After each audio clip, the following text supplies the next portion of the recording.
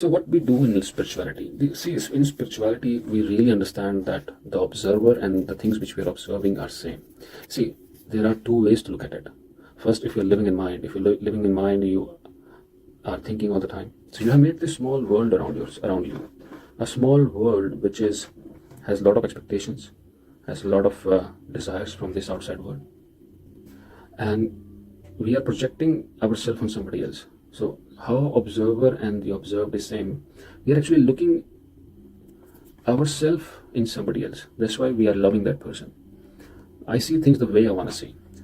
So mind works in expectation. It want, if you have some desires, you have some goals, you want them to happen right now. If I'm flipping a coin, then I want the outcome should be the way I want it all the time, because that's what I'm projecting myself in the outcome.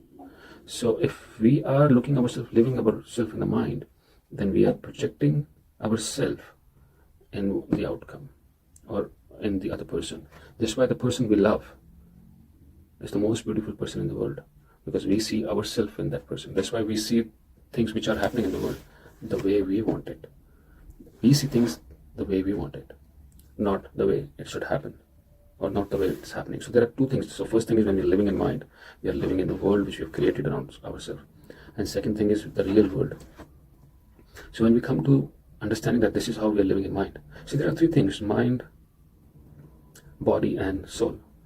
So when we see soul as mind or soul as body, then we create this me, and then we create all the desires, because now mind has taken over. See, body is the solid form, but mind is the analytical side of the body. But they are all same, one thing. That's the more fluid part of the body, which is your mind.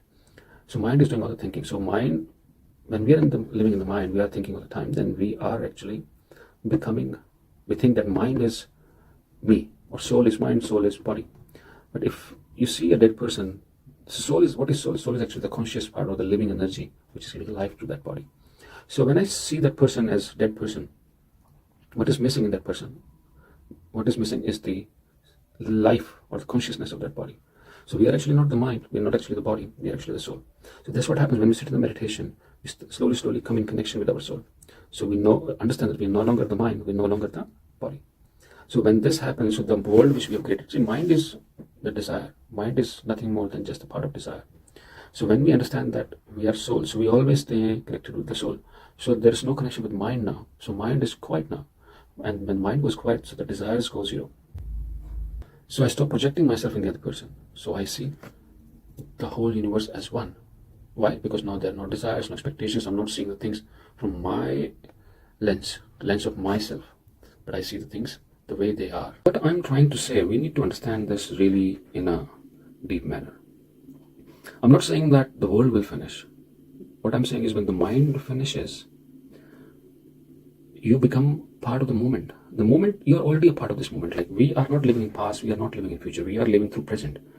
Every second, we are present, we are living through present.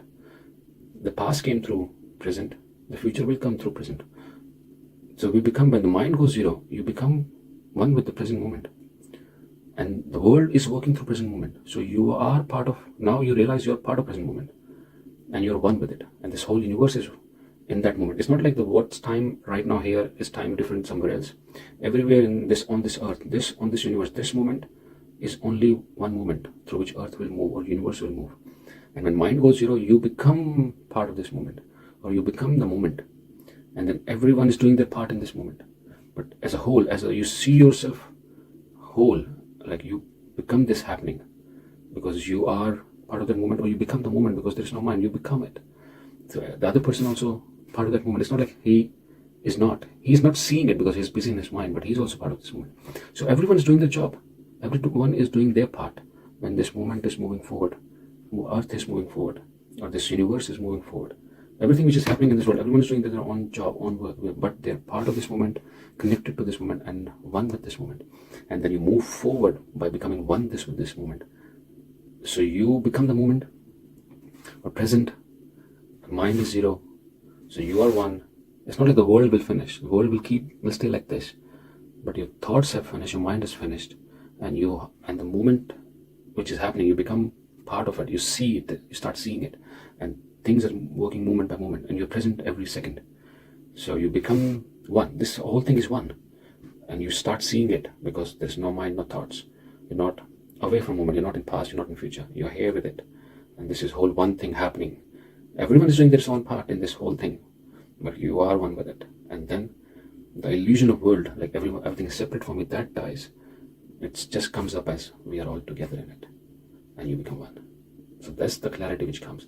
World never dies. World stays. It's just the clarity comes that the observer, what I'm seeing, what I am, the physical differentiation is there, but in reality, we all are one with this moment.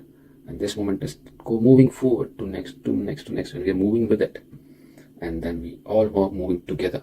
We are all one. Like my whole body, my hands, my fingers, they're all moving together with me. So we all are actually one. So that's what realization came. So the illusion that everything is separate from me, that dies. And we all are one. That just becomes your reality. So then the observer becomes the observed. So you start seeing everything as one. Because it is actually one. We're part of this whole universe. Whole universe is just moving moment by moment. And we become one with it. And that's how we become, everything is one. Thank you.